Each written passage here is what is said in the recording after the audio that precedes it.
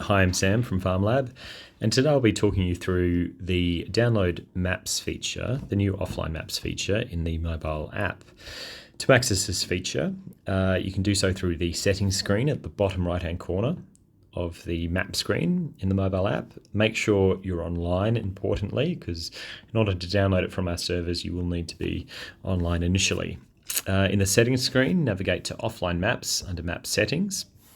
And then you'll see there that you may already have a downloading map. This is because we auto detect the boundaries of your farm and will attempt to download that farm as long as it's not too large. The limit at the moment is about 2,000 hectares. So if you're trying to download more than 2,000 hectares, it may not auto download.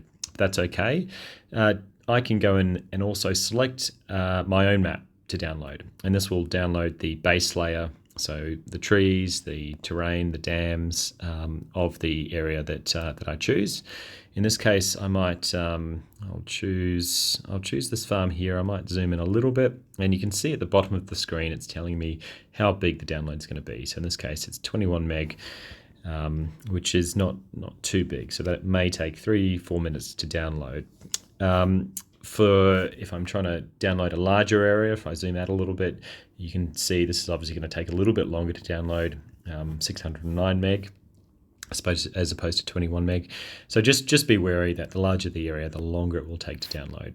I'll zoom in again, and we'll go down to about 27 meg there and hit download. That'll take us back to the download screen. You can see I've already downloaded one of those maps, the original map for my farm, and we can go in and preview that now. The other one is now downloading, and there we go, it's downloaded.